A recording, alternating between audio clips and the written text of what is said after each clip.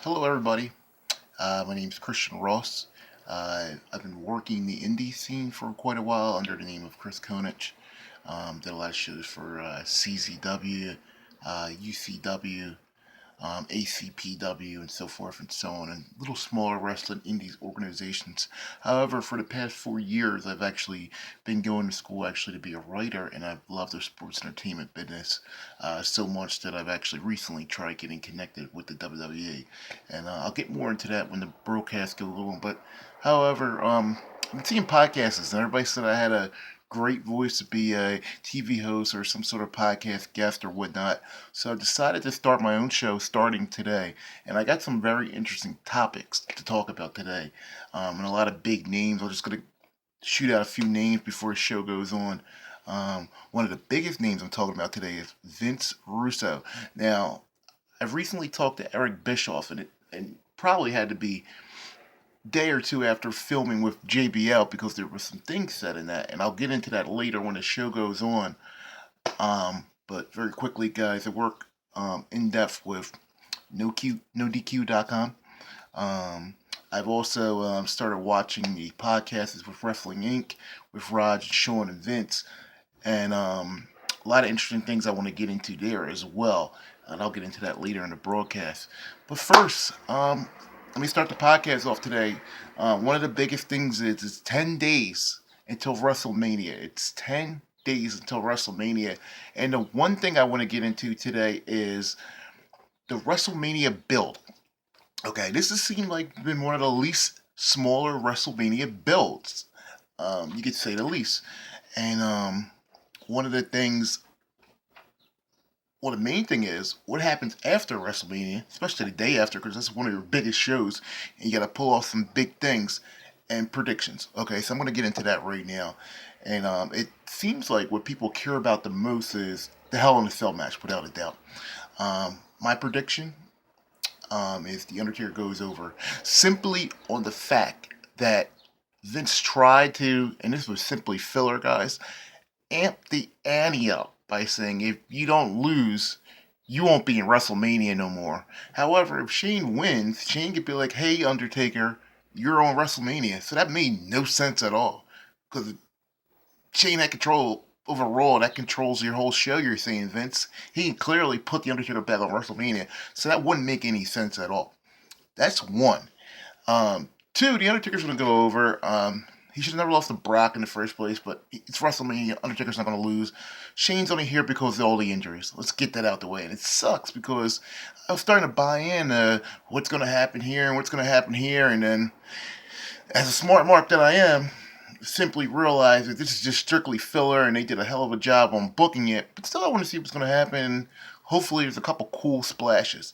Yeah, I'm on the wrestling podcast that I'm going to do. I'm always going to do how would I book it, and I'm always going to do a crazy prediction as well. Okay, so how would I book this match? All right, if I was the booker in this match, Shane McMahon will go over. One, this match will go on last.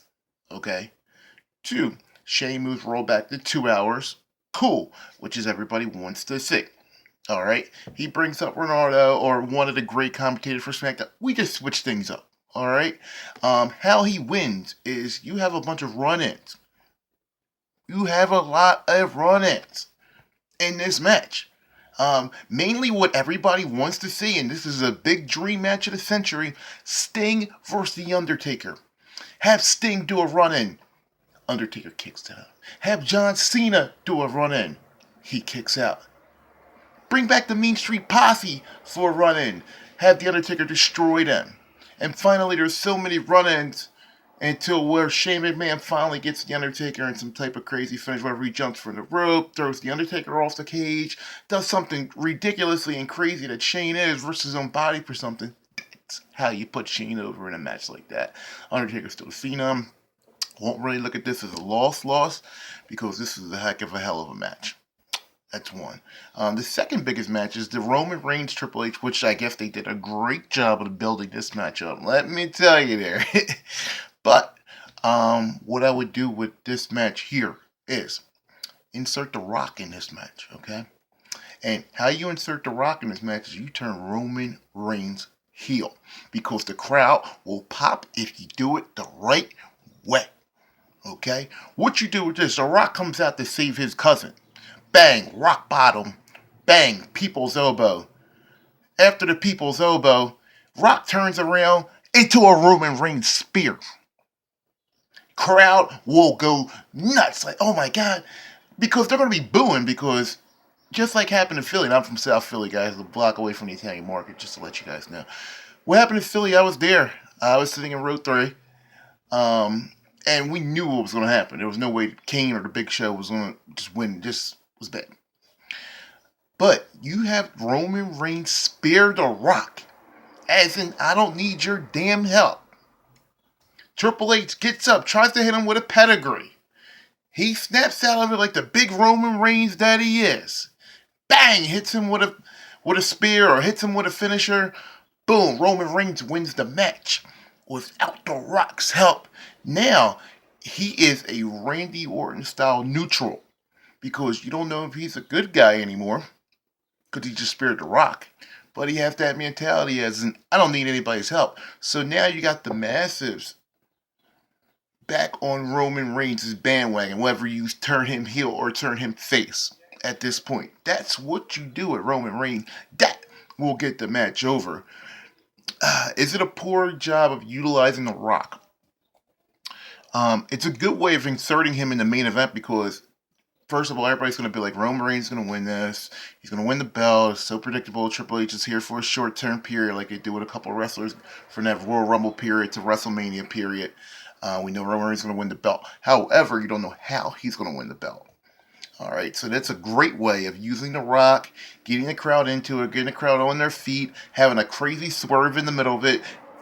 Tomorrow Night Raw, you don't know if Roman Reigns is going to be faced. You don't know if he's going to be healed. You're going to tune in and watch it because that's going to be great television TV. And that's just how I would do it. Far as pushes, I would do. WrestleMania is always a great time to start up new pushes. And we got the signings of Luke Gallows and Ken and Anderson. All right, so what I would do there is I would utilize Finn Balor losing on Friday night and bring up the Balor Club the night after Raw. But you have to do it the right way because not everybody's going to know the tag team of Gallows and them, but everybody knows Balor. Well, enough people know Balor from NXT. And if you're not going to introduce them with vignettes like they haven't been doing, so they're not going to do it now, which sucks because I love vignettes. However, if they're not going to do it, you got to do it now.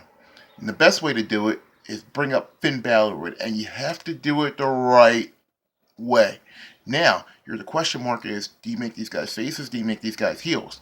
Finn Balor is already a face. Everybody knows him. The crowd's going to cheer. If you turn these guys heel, you have to do it with the right person, and there's no better person to start it off with than Brock Lesnar, the Beast. And you're going to want to do it with Brock Lesnar, the Beast. And I'm going to tell you why. Finn Balor is a star down at NXT.